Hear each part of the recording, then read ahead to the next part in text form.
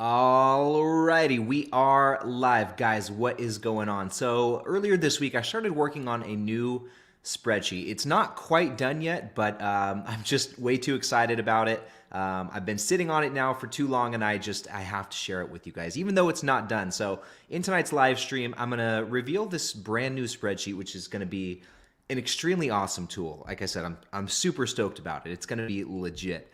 So that's what we're going to be going through tonight. I'm going to show you guys this spreadsheet, and then we're going to get into our usual Q&A and have some fun. But before we get into all of that, welcome to another Dividend Happy Hour. I hope you guys had a fantastic week, and thank you so much for joining me tonight. Let's do a quick cheers to what was hopefully a good week. I know my portfolio finished strong and at all-time highs, and I hope yours did as well. Well, maybe not actually, because we want those discounted dividend stocks. But hey guys, here's to a good week and hopefully an awesome weekend. So cheers. Okay, let me know too in the live chat. Couple things, guys. Number one, what stocks did you buy this week? What did you pick up? And number two, what are you drinking tonight for the Dividend Happy Hour? I'm curious. I'm gonna go through the live chat real quick, say what's up to everyone here, and put some of your guys' stuff on the screen. And I have to do a quick shout out real quick before I do any of that. So I got to give a quick shout out here to my friend Wall Street Stocks in the Discord group, who said that he'd cherish a moment like that forever if he got a shout out in one of my videos. So my friend, thank you for all your support on the channel. And yeah, so there's the shout out for you. I told you I'd do it. Hopefully you're actually watching. Or else this would be for nothing. But hey, thank you for all your support. But anyway, guys, yeah, I'm going to go through some of these comments here in the live chat, say what's up to you guys. I see we got Cookie Monster in here. We got Pat in the building. Riaz in the building. J-Man, what's going on, J-Man? We got Kevin. We got Darth. Harris, what's going on, my friend? Chris. Who else we got? Rye, the investor guy. Coyote Sunglasses. The usual suspects. Paolo. Fast Eddie. Double A. Love it. Suzuki Man, what's going on? Bill, Big Bad Bill.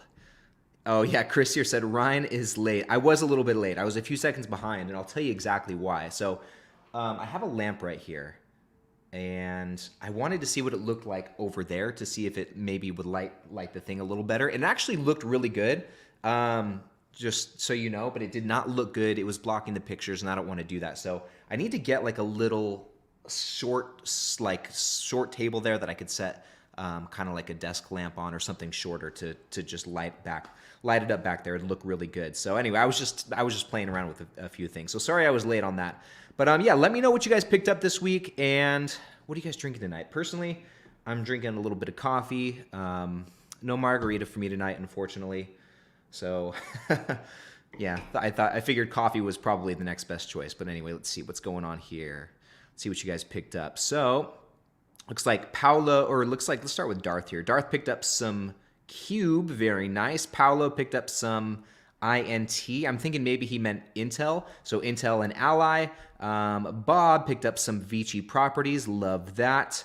Fast Eddie, he did not make any purchases this week, and he's drowning his sorrow about that with a little bit of wine. Darth is keeping it clean as well, like myself. He's drinking some water. He needs to slim down a little bit, man. I feel you there too. Here in Las Vegas, summertime starts, from what I've heard, summertime starts coming around like March, April, so I got to get it dialed in.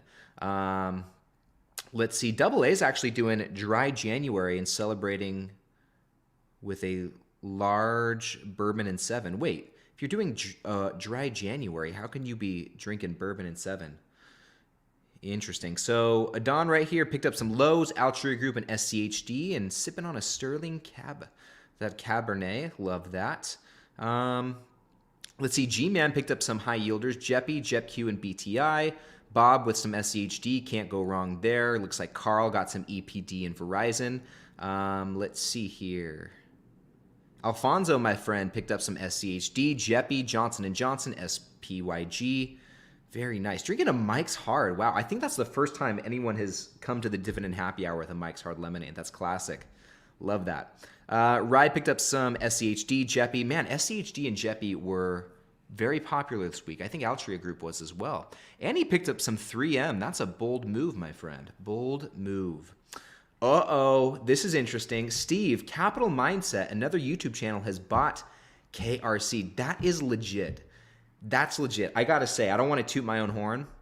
And don't let me toot my own horn too much, guys. But I had not heard anyone talk about KRC until I kind of, I don't know. Maybe someone else talked about it, but I'd never seen it. But hey, good for capital mindset. I'm glad he sees something in it, something good in it like I did. It seems like a great company. I'm sure we'll talk about it more as we go on in this live stream, and I'm sure you guys are sick of hearing me talk about KRC. But hey, good for capital mindset. I'm stoked that he picked that up. J-Man picked up some T-Row, Google, Amazon, and SCHD. Lucas with some Intel and SCHD. Man, you guys, good buys this week. So personally, what did I buy this week? I actually picked up a little bit of Apple and a little bit of Main Street Capital Corporation, believe it or not. So I don't know, kind of a boring week for me. My portfolio was sitting at all-time highs. Like I'm right under $44,000 on my portfolio, which is the highest it's ever been. So that's kind of cool. Let's see here. Any more comments? Uh-oh. Coach is in the house. What's up, Coach? Happy to see you, my friend. Oh, this is interesting. Miguel is drinking his homemade lime and sweet tea. That's great. Took the opportunity to lock in some gains. Good for you, my friend. Good for you. Okay, guys. So I think it's about time we get into the main event. But before we do, for those of you who are just kind of now joining the stream, looks like there's about 120 of us in here right now. In this video, I'm going to share with you a new spreadsheet that I'm working on. You guys know that I have that free dividend portfolio tracking spreadsheet. You guys see it in a lot of my videos.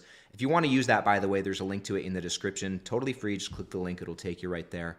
But this spreadsheet's a little bit different, and I'll give you the backstory on, I guess, what prompted me to put this together. So my dad has, within the last couple of months, he started ordering these Value Line. He subscribed to a company called Value Line, which is a pretty, I don't know too much about the company, but I know that it's supposed to be an extremely reputable stock reporting company, stock analysis. And basically what they do is, I think every single month they will send one of these. This is called the Value Line 600. And on each page, it will go through a different rating and report of a company. So like, for example, if I flip to page 1000, let's go 1024. Bear with me, guys. I'll show you. I just want to show you a little bit what's in this Value Line thing. It's super cool. This is November's, I have December's. So in here, we're going to look at Bank of America. So as you can see, if it focuses, can you guys see that? You can't really see that well, but you can see there's a stock chart up here. There's some financial data right here. It shows across the last 15, 16 years, earnings per share, dividends per share, book value per share, average annual PE ratio, relative PE ratio, and it even shows total assets, and then net interest income, basically some rough financial stuff. And then at the bottom here, it'll have like an analysis from one of their, I don't know, I guess from one of their analysts, basically just talking a little bit about what's going on with the company, what we can expect moving forward. But each of these Value Line 600 things, well, as I'm sure you can imagine, has a ton of different companies in here. Let's see, 1001 to, looks like there's maybe just about 200 different companies in each issue. And so to make a long story short, I've been going through these Value Line things, and it's been really cool. It's a great way to, it just kind of gives you a snapshot of each company that you look at, just some surface level historical financial analysis, as well as it's just interesting to hear what the analysts have to say about what's happening with the company and what we can expect moving forward. So it's just in general a snapshot of all these different companies. And so, I thought that it's really cool being able to read these and flip through these every month, on paper, but it'd be nice to have something very similar to that, just a digital version. And so that's what inspired me to make this spreadsheet. It's just from reading through these Value Line things, and what I'm about to show you guys, like I said, it's not done. The spreadsheet's not complete yet, but it's not even reinventing the wheel. It's basically, let me just go over and show you. It's this right here. So it's just meant to be a snapshot of any different stock that you want to look at. So you can see right here, guys, in the top left, we can put in a ticker symbol. We have Apple right here. It'll show you share price, day change, how much it's gained or lost for the day, the PE ratio over the trailing 12 months, as well as some other share price information, year to date, 1 year performance, 5-year performance, as well as 52-week range right here. And this is a 1 year price chart. But then Let me zoom in here a little bit, and you guys can see this okay, I think, right? Let me zoom in here just a little bit. We're gonna go, that's too far.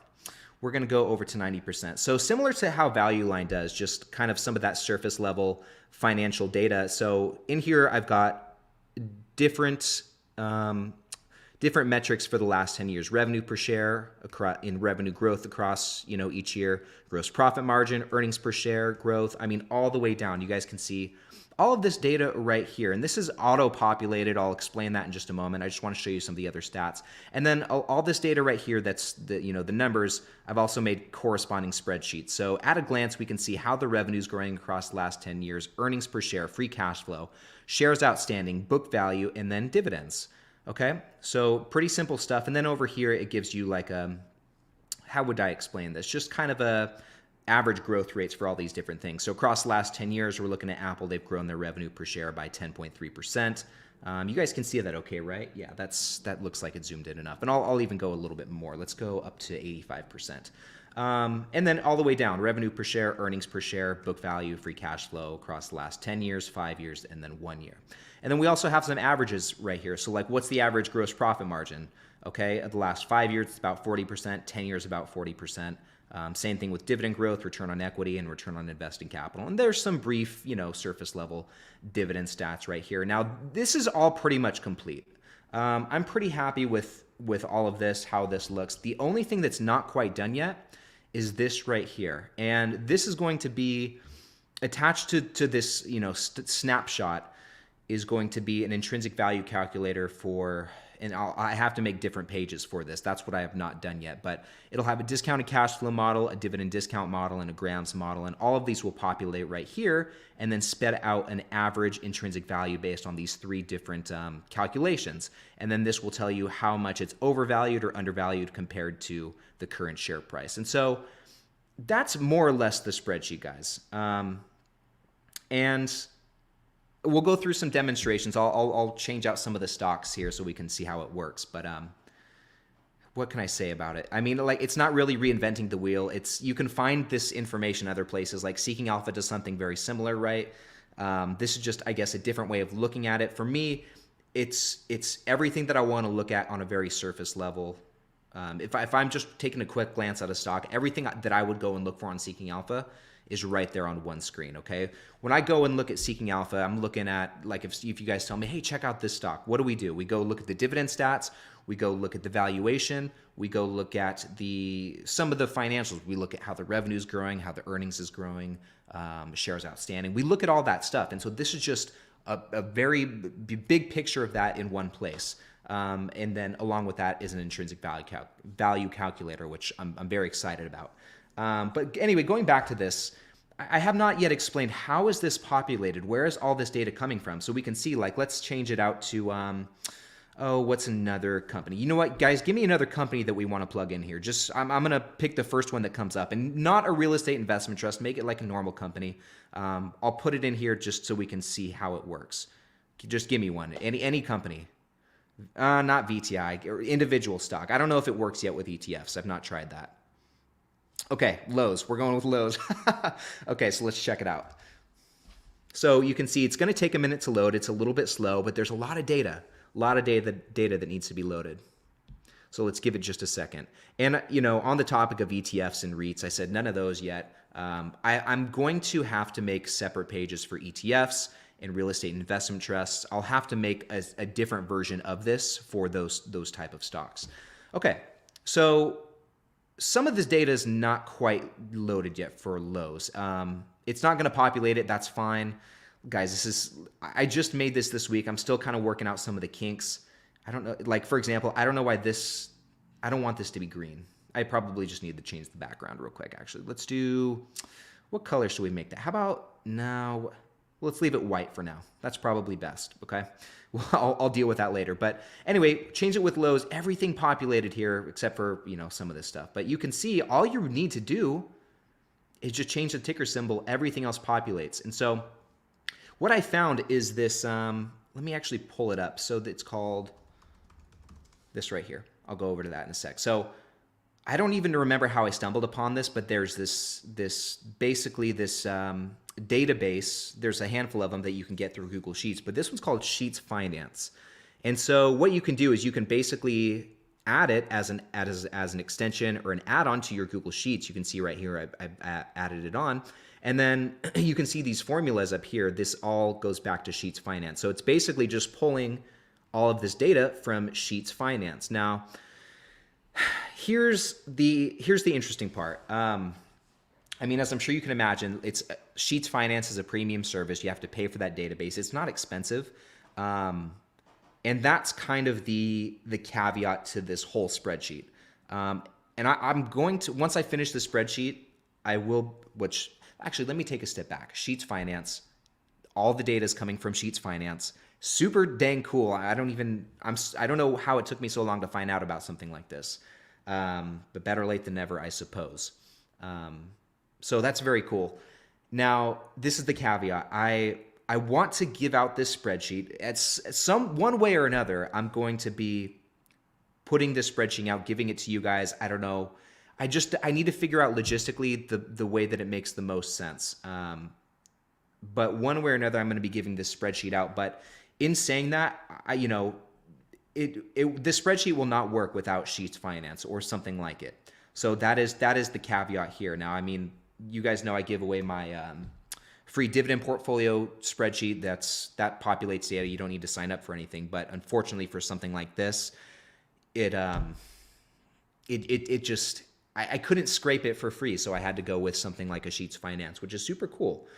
So that is the caveat, and that's the spreadsheet in a nutshell, guys. And if you want, just as we're going through the stream, I'd love to pull up some more examples and keep using this and show you guys how it works. But anyway, that's where I'm at with this so far. I'm going to continue working on it this weekend and hopefully get the intrinsic value stuff done. But my goal, guys, with this is just to make it so, and it's pretty much already there, right? Where literally all you need to do is just put in the ticker symbol.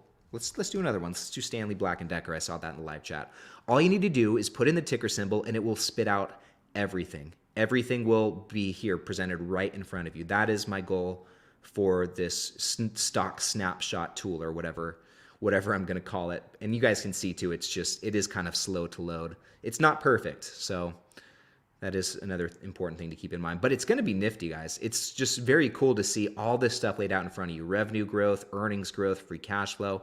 And like I said, there's other services that you can find this stuff. Like Seeking Alpha is free.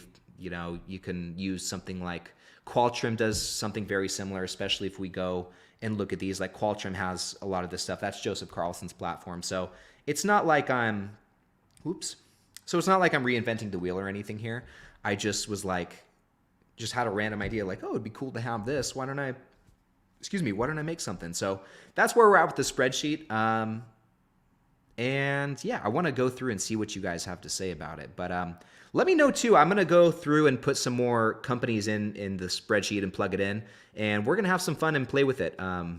So yeah, guys, I'm super stoked about it. Yeah, just from what I'm seeing in the live chat, looks like you guys are kind of stoked about it too. So I'm really happy to see that. And I see this question right here from Hyper Money. Just got here. Are we able to access the spreadsheet? Not yet. So just kind of touching more on that. I will at some point, hopefully sooner than later, I will be putting out this spreadsheet. I just need to figure out logistically how it's going to make the most sense to do it. Because like I said, this does not work without the additional add-on, that Sheets Finance. So you can you'll be able to have the spreadsheet, but it will not work without Sheets Finance. So there is a little, I don't want to call it a price tag attached to it, but there is that caveat. But I think it's worth it. If we go back to Sheets Finance, it only ends up being $5 a month if you pay annually, and I think $7 if you pay monthly. But they give you a free 2-week. Oh, I didn't even go back to the screen. They do give you a free 15-day trial or something like that, so it's super cool. And I've talked to the founder of it, or the creator. His name's David, super cool guy, and they're always adding new formulas and stuff to it, new functions. So one thing that I know he's working on, I talked to him today, is adjusted funds from operation, which basically different real estate investment trust functions specifically. And so once that gets rolled out, I'll make a separate page to to do the same thing for REITs, so we can look at realty income, KRC, all that fun stuff. And then you guys, I see a couple ETFs mentioned here. I'll make another page, and I might even do that before I roll it out. That gives you a snapshot of ETFs. But really, I actually might not even do that with ETFs, to be honest with you, because what do you need to know about ETFs? It's just basically price, dividend stats, expense ratio, holdings.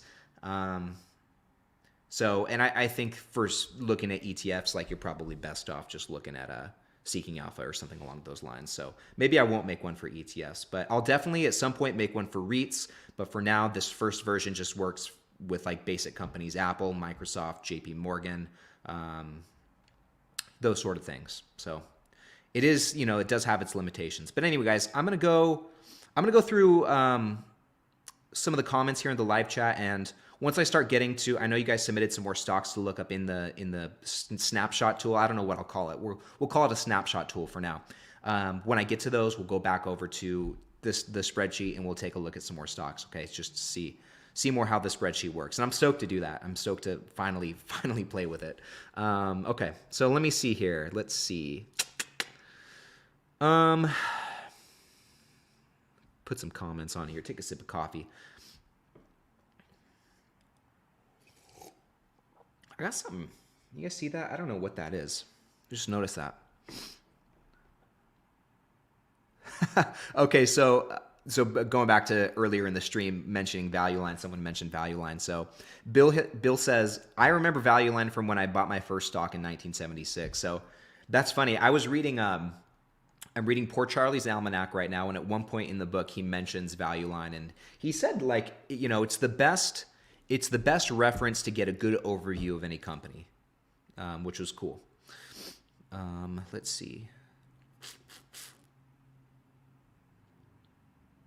Oh, an interesting tidbit. Will says you can invest in the company that publishes the Value Line 600 publication, ticker VALU, and they pay a dividend. Maybe we'll put that one in the spreadsheet in a moment. Journeyman says, cool spreadsheet. Harris thinks it's looking sick. Adon, how is it auto-populated? Where is it pulling the data from? Hopefully that made sense too. You guys can just Google Sheets Finance, and the website will pop up. And once again, you guys, if you make your own spreadsheets and want to do, something similar to this, you can install Sheets Finance as an add-on. And the cool thing is too, once I get more ideas, I can use Sheets Finance to make tons of other types of spreadsheets. So I'll figure that out down the road. But this tool, I think, is going to be super cool. I did not mean to rhyme. Raul says, that's funny. I can't wait to see the updated spreadsheet. I don't know what's more fun, watching you or the spreadsheet. Dude, I'm not that. Watching me is not that fun, but thank you. Oh, interesting. Kevin, it's not inventing the wheel. It's putting them together with a cart mounted on top of them. Nice, man. That's awesome. Dang, this is crazy. So Matt Money says, I made 24 grand in dividends in 2020. Oh my God, 2022. Get it together, Ryan. Jay, I just messaged me, right? About doing something with intrinsic value today. Good stuff, my dude. Jay, thank you, man. I really appreciate that. Okay, so now we're at a point, guys, where you guys put in I'm in the live chat, put in some stocks to look up. I'm going to start here with IBM from my man North, aka EBS Invest. Check out his YouTube channel, by the way, guys. He's putting out content on a regular basis. Dividend stock investor. Check it out. So let's go look up IBM.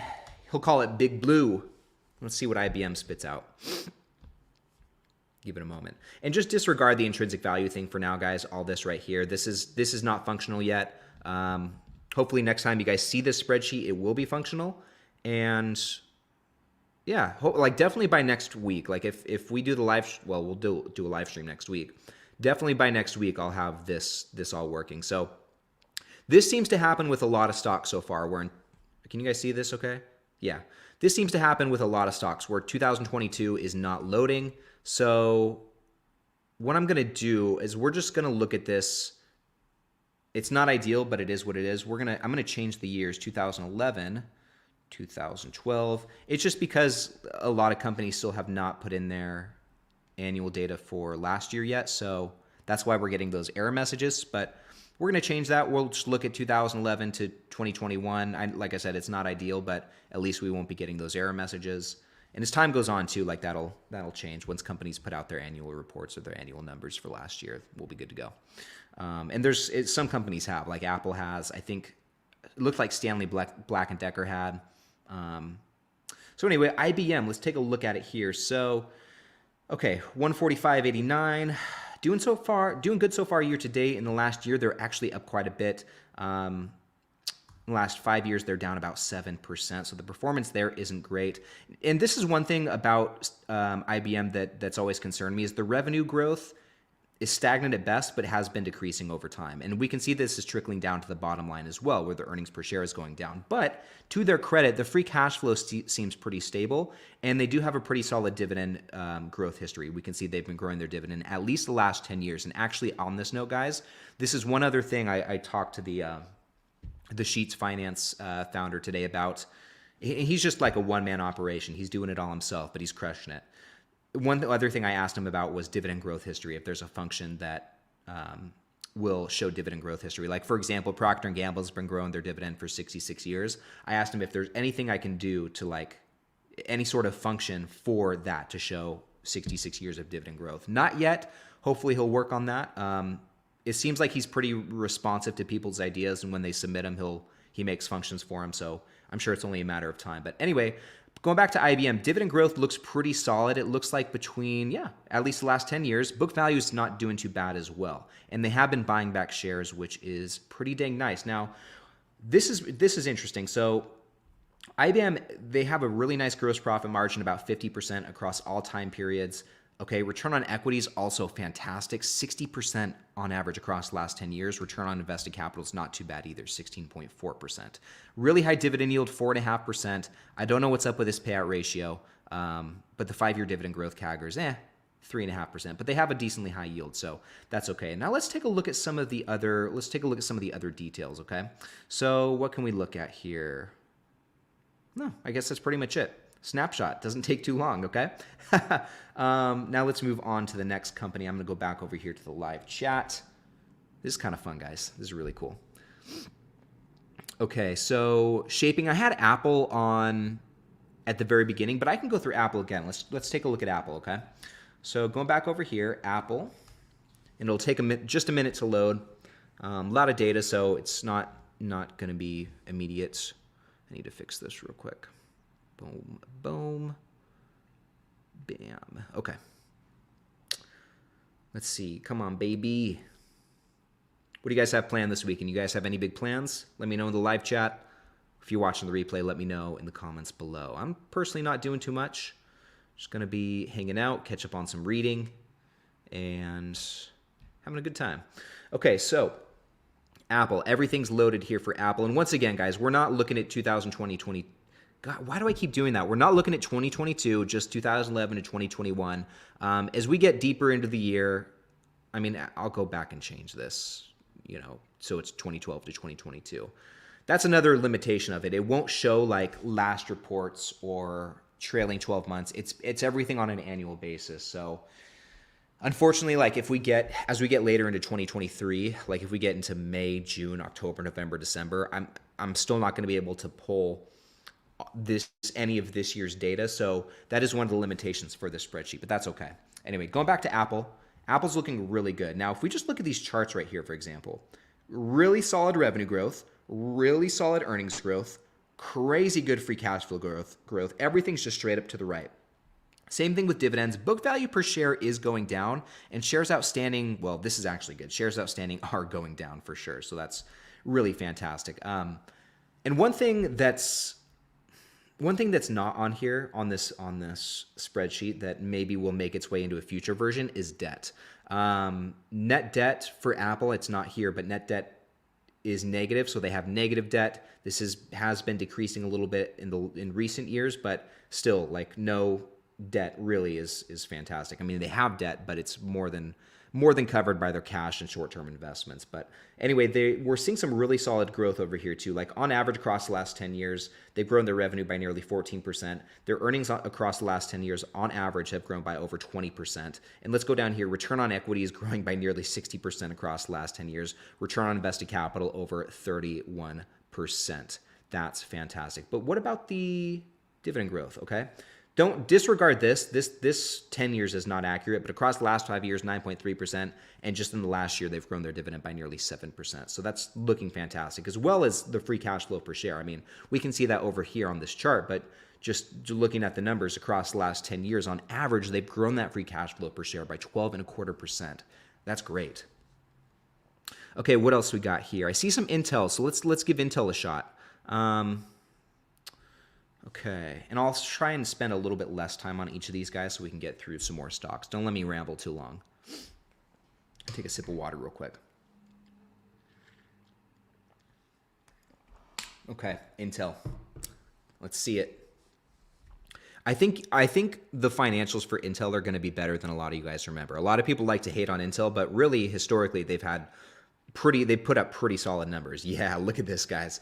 Okay, look at this revenue growth, just started kicking it off. I mean, before we even get to this, actually, obviously, share price performance has not been great. They're at $30 per share, where a year ago they were 45% higher, and then 5 years ago, 30% higher. But they're off to a great start this year, up 12.6%. So if you bought Intel on January 1st, January 2nd, like you're rocking and rolling.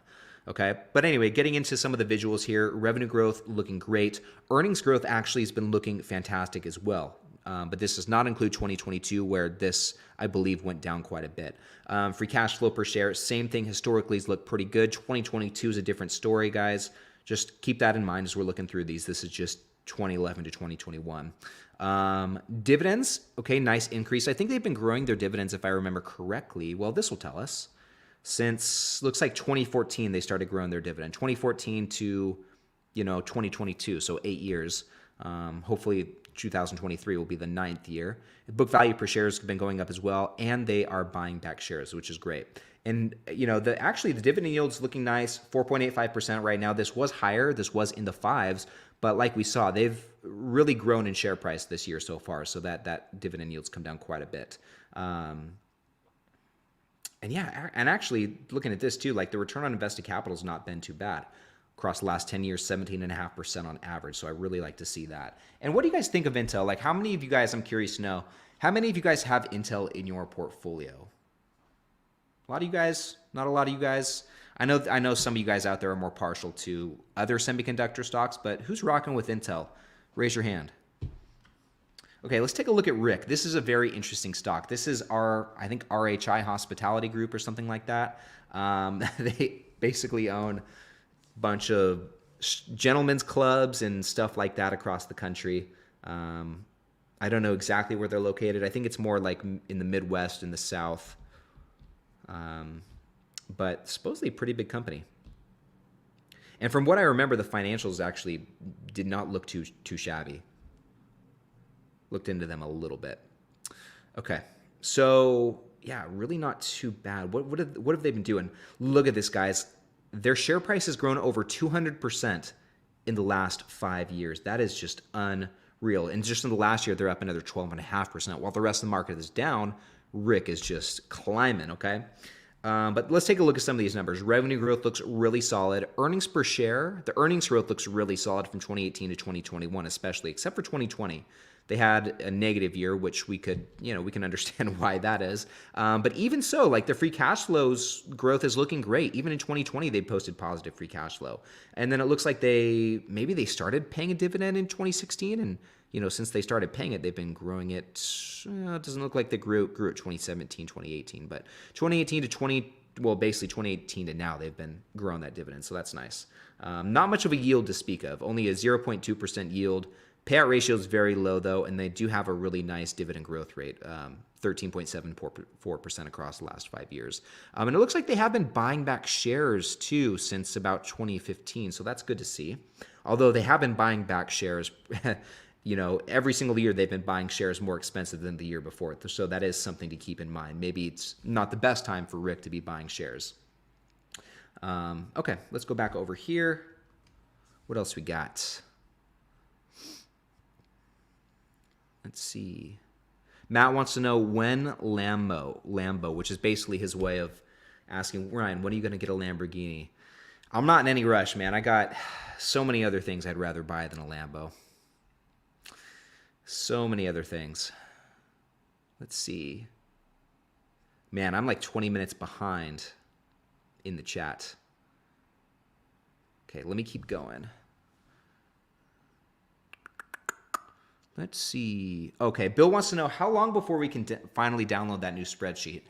I don't know. I honestly, I don't know yet. For now, I got to finish it first, number one. But number two, I need to logistically figure out how I want to roll it out. Either I just want to, I don't know. I'm still thinking about it. I don't exactly know. Hopefully sooner than later, Bill. That's the best answer I have for you right now. Chris here, this is another good question. So we are paying for the spreadsheet. How much? My intent is to give, how do I say this? My intent is to give the spreadsheet away for free, but because all of the data, and I don't know, like that might change. I might actually pay, or I might actually charge for the spreadsheet. I have not decided yet. But either way, either way you'll have to pay for Sheets Finance. To use the spreadsheet, you have to get Sheets Finance. There's no way around that, unfortunately. That's where all the data is coming from. It's, that's something that you just can't get around. So that is something to keep in mind with this spreadsheet. And like I said, I might give it away for free, like my portfolio tracker. I might charge for the spreadsheet. I just don't know how I want to do this yet. Let's see. But even so, like even if I charge for it, it wouldn't be that much. Like, yeah, it wouldn't be crazy.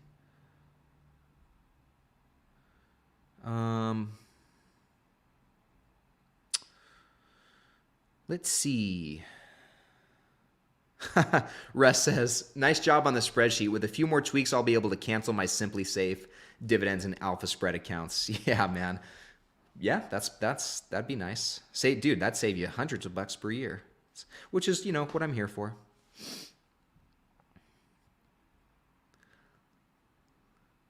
Joel says, Financial Modeling Prep has a Google Sheets plugin as well. That's what he uses, which I've seen his spreadsheet. It's legit. It's a bit more expensive if you want the paid version, but much faster. Like, all things considered, I really don't mind the loading time. It's not immediate, right? I do not mind the loading time for Sheets Finance. It's 10 seconds. It's not a big deal to me. Let's see. Okay, this is a good question. So I just started dipping my toes into dividend ETFs, and I'm a bit confused with the dividend/distribution payouts. How do you calculate your expected income from ETFs? How do you calculate your expected income from ETFs? So basically, you would just take, let's just do this, okay? Let's go over to Seeking Alpha real quick. I'll pull up on the screen. Sorry, guys, give me one sec. Okay, let's go over to Seeking Alpha. We're going to take a look at SCHD, okay? So for SCHD, go over to the dividends page, or for any ETF you're looking at, and you can see that this is the last announced dividend. So on December 12th, SCHD paid 70 cents per share for the dividend. So basically, to calculate your expected income, you would just take this number, 70 cents per share, multiply that by the number of shares you have. So for example, if you have 10 shares of SCHD and they're paying 70 cents per share, that means that per quarter you'll be getting $7 in dividends. But yeah, that's the calculation. It's just number of shares multiplied by dividends per share. Hopefully that makes sense. Oh, this is a really good question. Is it better to invest before a stock announcing its earnings or after? Let's go with today's example with Bank of America's earnings, which I have not seen. So I don't know. I think it depends. So usually upon announcing earnings, a stock's either going to go up or down. And so ideally, like if you think a company is a good long-term hold, which is why you should be buying it in the first place, Ideally, you'd be happy if the stock goes down in share price after earnings, because that means you're able, especially if it's a dividend stock, because you'll be able to buy that stock for cheaper, get that same amount of cash flow for a less expensive price tag, which means you're getting more bang for your buck. So it'd be better. It just depends. But truthfully, I wouldn't spend too much time trying to time things. If you think a company's a good buy and you like the valuation of it today, then that's what I would focus on. Let's see. Harris says Russ is here, so it's a party now. Russ, you better not be empty-handed. Let's see that beer, Russ. Let's see that Guinness. Okay.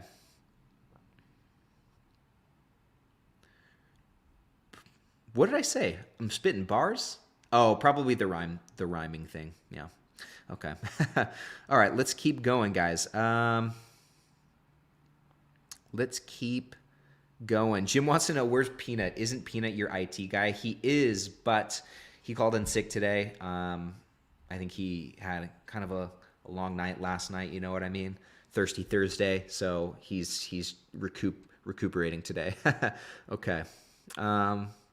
Let's see, keep going. Interesting question. So how does the database treat stocks that spun off part of their business, like IBM or AT&T? In what way? So yeah, I don't know. I guess I would have to know in what way. So like, for example, AT&T, when they spun off Warner Brothers Discovery, and the dividend changed after that, they just automatically update that information. So if the dividend payment per share dropped from, let's say, $1 to 75 cents, the database would just automatically update that information. And then when you go look up AT&T using a spreadsheet like this, it'll just show that updated information. So let's take a look at this one. Let's do one more example. My man Zach Scott in the building. Pull it up for you one time, man. Let's take a look at Caterpillar, which is a great company. I think the spreadsheet's gonna be looking really good from Caterpillar right here. Which is, I think Caterpillar's really climbed in the last year, if I remember correctly. All right, guys, wait for it to load. And I should probably do a stopwatch timer thing to see how long it takes. But I think it's about 10, 15 seconds. Not too bad. Oh, this is, okay. No, there it goes. Uh-oh, not pulling up the share price. Or the company name. Okay, I don't know why that is. But it's okay, guys. Everything else seems to be loading okay. For Caterpillar... Okay, this is interesting. I thought there would be more revenue growth. And maybe it's not. So let's cross-reference this with Seeking Alpha, actually. So we're going to pull up Caterpillar on Seeking Alpha. Go to the financials. Okay, so this looks about the same, this revenue chart for Caterpillar on Seeking Alpha and on the spreadsheet, right? Yeah. That looks the same. Earnings per share. Okay. It's good stuff. Dividends are looking really nice. It looks like pretty steady growth for the dividend. Across the last 10 years, they've grown at double digits on average, so that's fantastic. Free cash flow's hanging in there. Looked like it took a dip 2013 to 2016, but from then on, it's recovered pretty nicely and has gone up. They're buying back shares. Book value is going up. I like it. What's that return on invested capital looking like? Wow. Okay, double digits across all time periods. Return on equity is looking fantastic too. Nearly 25% in the last 10 years, and it's even better, in recent times across the last 5 years and the last year. Nice. And it looks like too, on average, we're seeing this kind of dip in free cash flow, but still across the last 10 years, it's positive. So, love it. Caterpillar's great. Okay, let's keep going.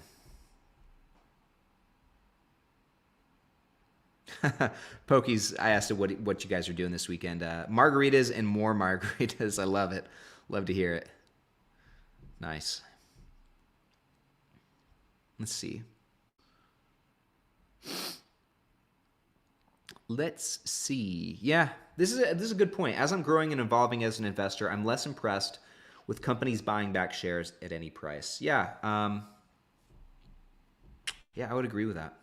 I asked this too, and I put a community post about it. I'll ask you guys again here too. What do you prefer? Like, if you had to choose between one or the other, share buybacks or dividend increases, which one would you take? What do you think is a better? And I know it depends. I know it depends. Let's not get into the nitty-gritties. Which one would you prefer to see? Okay, let's keep going. Yeah, like for example, Russ says, now is the time Intel, who you guys remember is just plummeted in share price, now is the time they should be going all out with share buybacks. If Patty G, who's Pat Gelsinger, is confident that they'll return to dominance. For sure. Yeah, definitely. That's in contrast to, who was it? Rick, right? RCI Hospitality Holdings, who's up over 200% in the last 5 years, and they were still buying back shares every single year. So, it just depends in that regard. And once again, we're not going to get into the nitty gritty, but let me know what you guys think. Either or, which would you choose?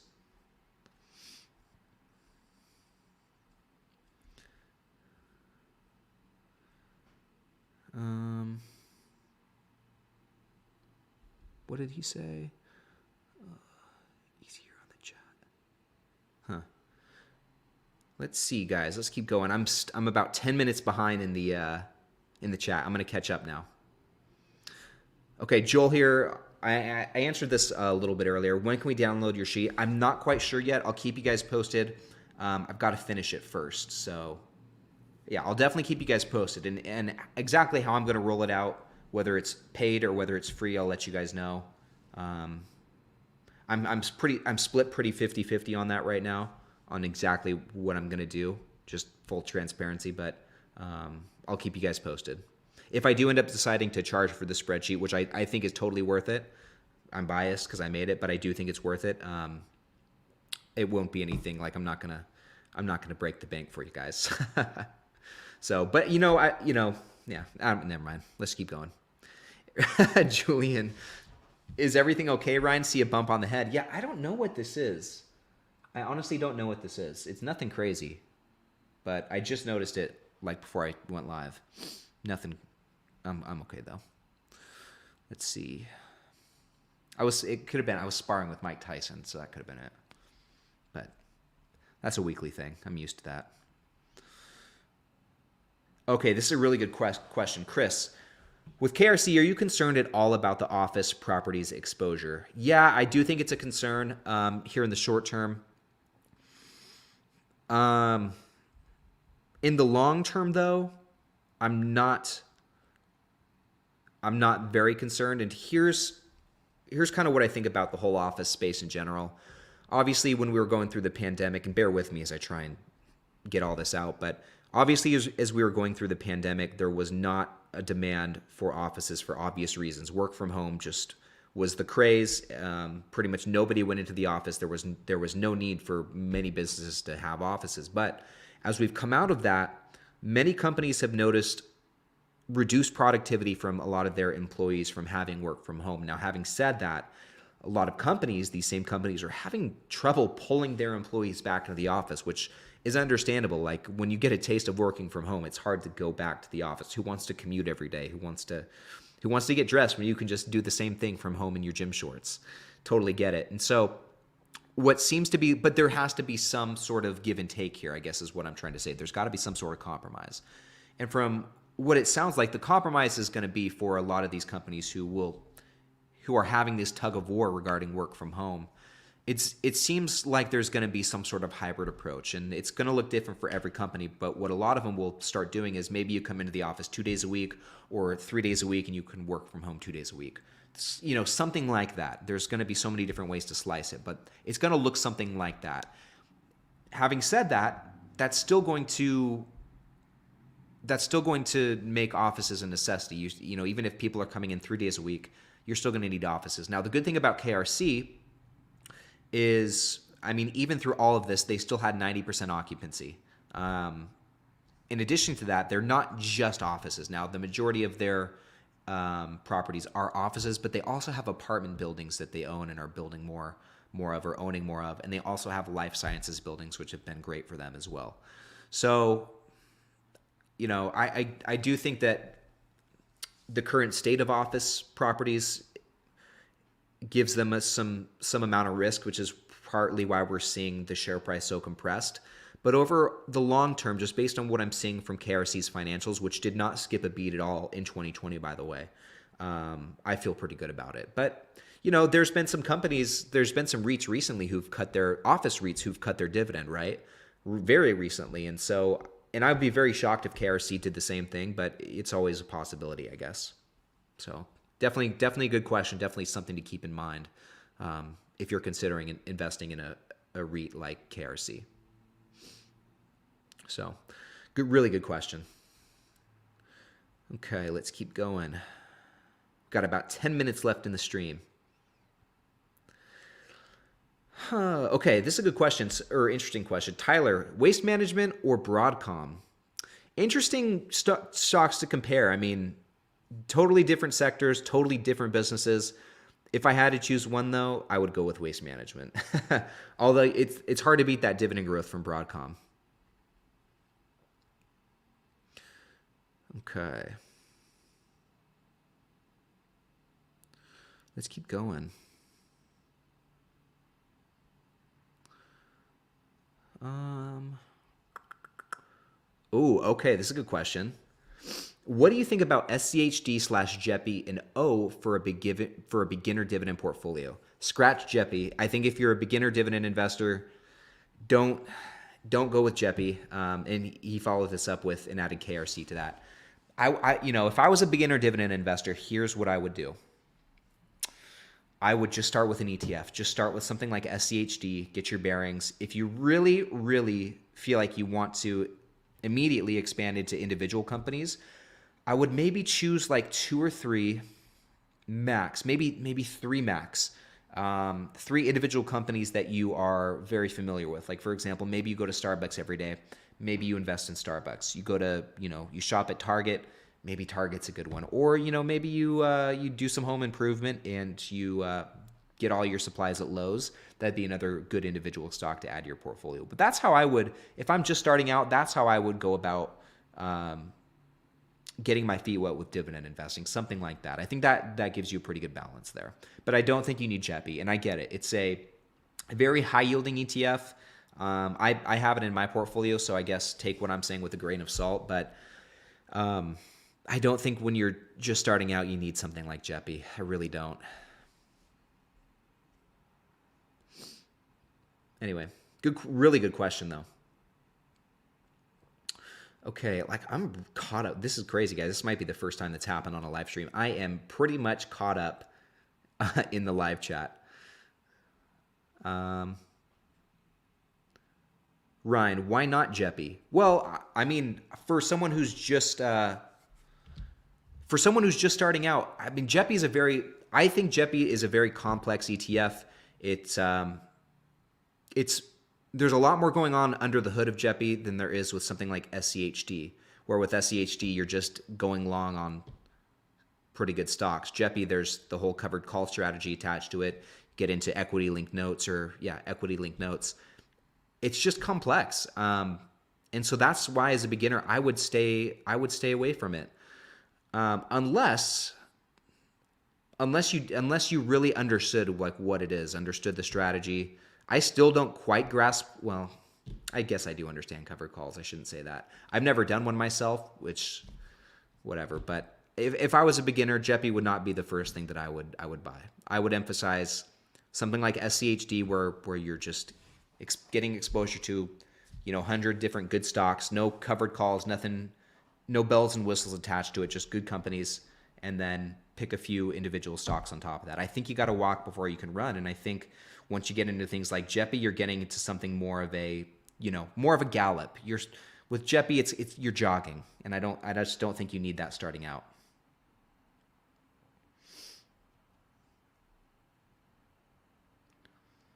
Hopefully that makes sense. And you guys might have a different opinion, but that's my take on it. Okay, this is a good question too. Do you think Altria has a safe dividend? Yeah, I think it does for now. I totally think it does for now. They certainly have an impressive dividend growth history. They're a dividend king. From what I've seen, they've gotten way more than enough free cash flow. Let's consult the spreadsheet. They've got more than enough free cash flow to cover this dividend. So this will show us free cash flow per share compared to dividends per share. for any given year. So this will be interesting to see. Let's wait till it loads here. Hopefully we don't get errors here. Okay, so that all loaded. Great. Okay. So like, for example, let's just look at the last few years. Let's look at 2019, okay? 2019, they had $4.22 free cash flow per share. $3.27 is what they paid out in dividends per share. So there's still like a dollar spread there, okay? Same thing here in 2020. They brought in $4.50 free cash flow per share. They only paid out $3.38, $1.13 spread, okay? 2021, $4.61 in free cash flow per share. They paid out $3.54. Still plenty of free cash flow left over, okay? Yeah, and furthermore too, like people like to hate on Altria Group because, you know, cigarettes are going down, whatever that argument is. But look at this, like they're still growing in revenue really steadily across the last 10 years. And I know past performance is not indicative of future performance, but, you know, they still have a really strong track record. Free cash flow per share is looking fantastic as well. Definitely gone up across the last 10 years. Book value has gone down. They bought back shares. Dividend growth, very solid. Not only is the dividend yield high, you know, 8%, but the growth rate's great as well. Nearly 9% across the last 5 years. And across the last 10 years, it's about the same, 8.5%. And they're still generating a really crazy return on equity and return on invested capital across the last 10 years. So to me, at this point, nothing indicates that Altria is at any risk of going downhill. That's just my take, though. I shouldn't say they're not at any risk. It just, that's not, the numbers don't show that they're in any trouble for now. So, okay, this follow-up. I'm pretty locked in on the individual stocks I want to invest in. Outside of SCHD, which ETFs would you recommend? You know, I'd look into some others. I mean, SCHD is the holy grail of dividend ETFs, as you guys have heard me say. An alternative to SCHD is VYM. It's a very similar ETF. You can look at others like VOO, which is the Vanguard S&P 500 ETF, maybe VTI, the Vanguard Total Market ETF. There's like 4,000 different, over 4,000 different holdings in VTI. Very diverse. So there's a handful of good ones out there. As far as dividend-specific ETFs go, other people really like DGRO. I'm trying to think of some others. There's another SPHD, which you guys have probably come across as a monthly dividend-paying ETF.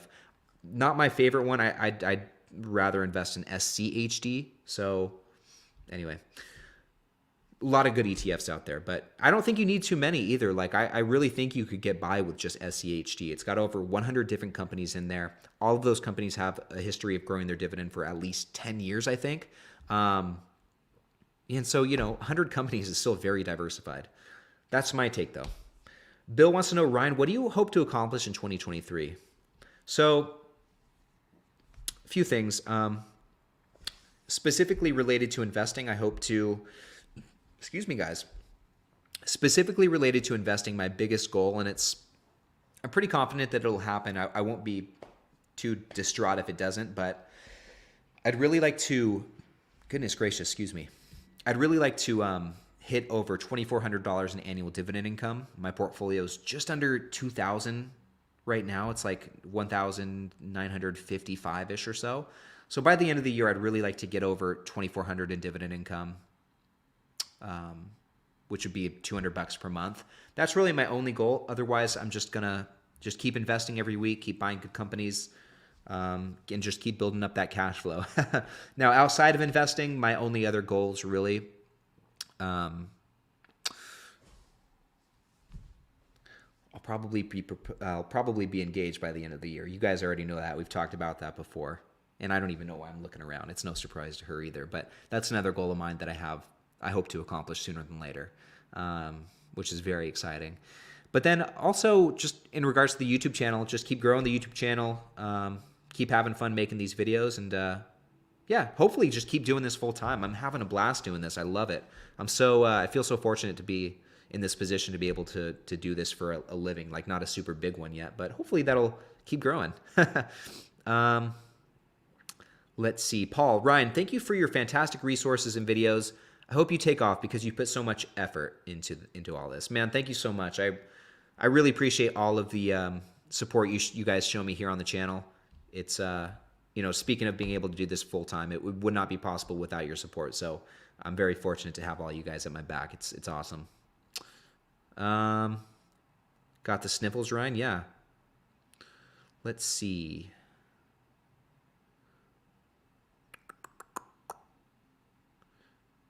So going back to Altria, Tyler says, I agree with Bill. People aren't going to stop smoking or drinking just because of a recession. Okay. The thing with Altria too is like, and you guys know this, the big thing with Altria is it does seem that cigarettes are kind of in a decline. So they need to transition away from their dependence on those. A lot of their revenue does come from cigs,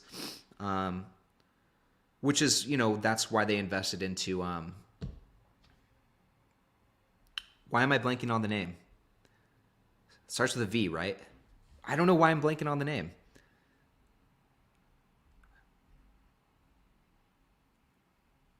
You guys will let me know in the live chat. You know what I'm talking about.